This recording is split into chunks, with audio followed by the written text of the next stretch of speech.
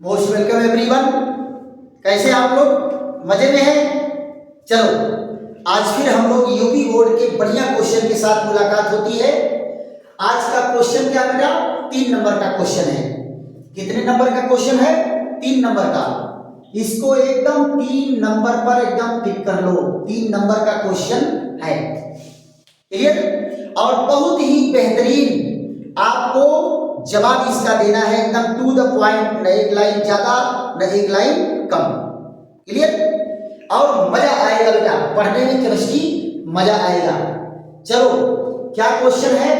क्या कारण है कि क्लोरोबेंजीन का क्लोरो समूह कम क्रियाशील होता है जबकि एथिल क्लोराइड का क्लोरो समूह अति क्रियाशील होता है? क्लियर? आप जरा देखिए, ये क्या है? C6H5Cl 6 ये कम क्रियाशील होता है। क्या होता है? लेस रिएक्टिव होता है। किसकी तुलना में? C2H5Cl। ये क्या है? ये क्लोरो समूह की क्रियाशीलता, क्लोरो समूह की क्रियाशीलता, ये जो है क्लोरो समूह की क्रियाशीलता इसकी ज्यादा है, इसकी कम है। क्यों ऐसा होता है? आ जाओ बेटा, बहुत ही बेहतरीन इसके कारण है। कारण क्या बेहतरीन है जरा देख लो। पहला कारण क्या है? पहला कारण इसमें क्या बताया? मेसोमेरिक प्रभाव के कारण। पहला क्या है? देखो, मेसोमेरिक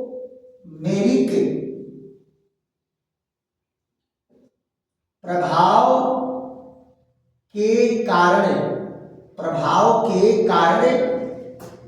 कार्बन व क्लोरीन के बीच, कार्बन व क्लोरीन के बीच आंशिक द्विबंध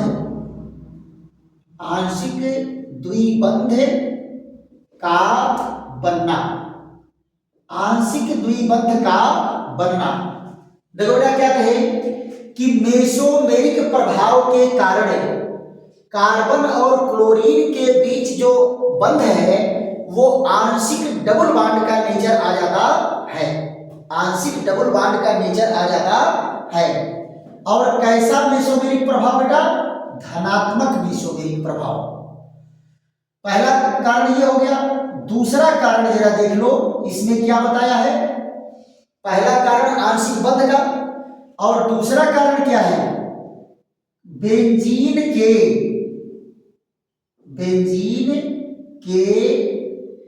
कार्बन परमाणु का sp2 संकरित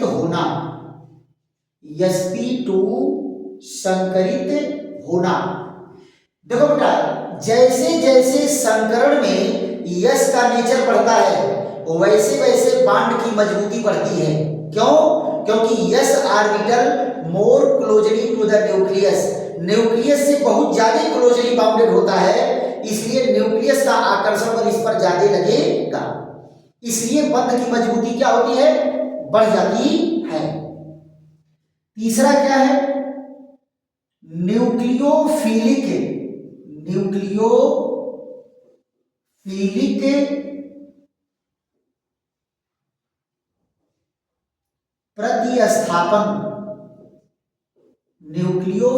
प्रतिस्थापन अभिक्रिया है। ये क्लोरो समूह का विस्थापित करना क्या है? न्यूक्लियोफिलिक प्रतिस्थापन अभिक्रिया है। जबकि इलेक्ट्रॉन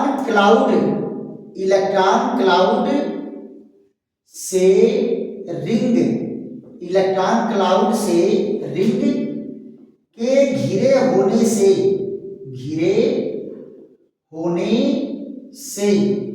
होने से क्या कहेगा?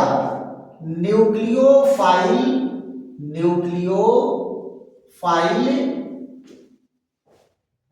न्यूक्लियोफाइल रिंग तक पहुंच ही नहीं पाता है,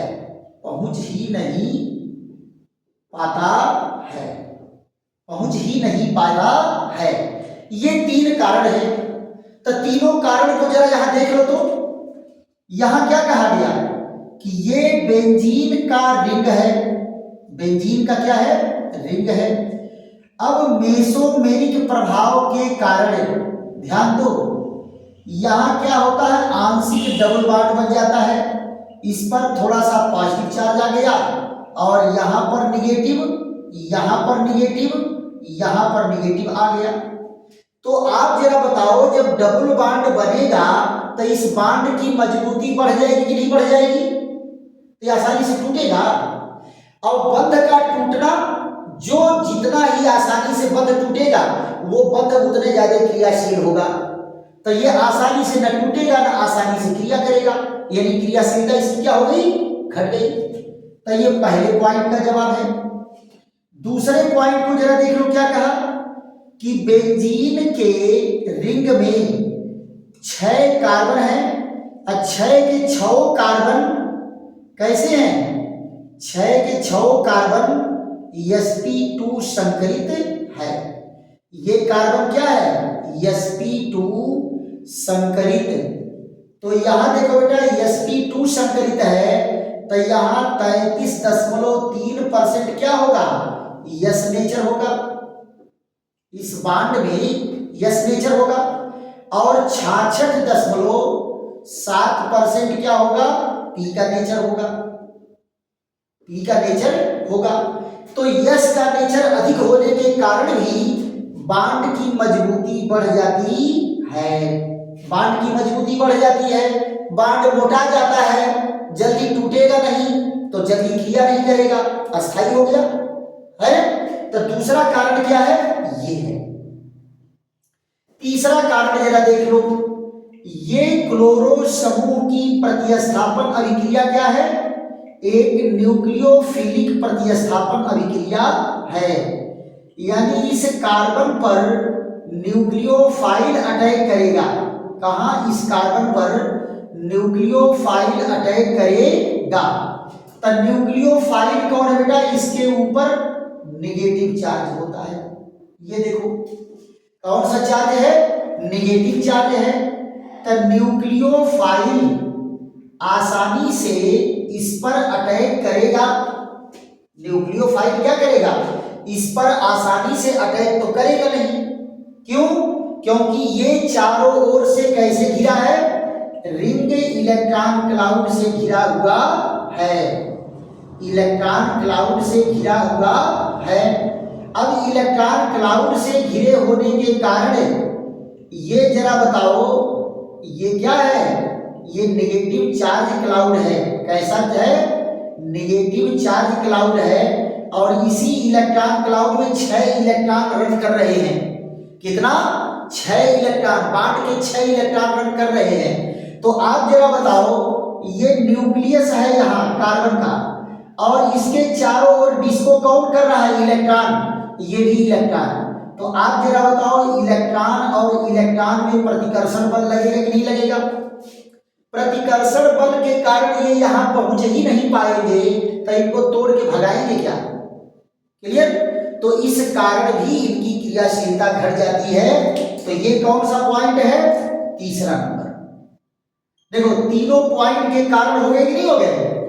और उसके बाद यहां देखो आ जाएगा क्या, जबकि, क्या आ गया, जबकि।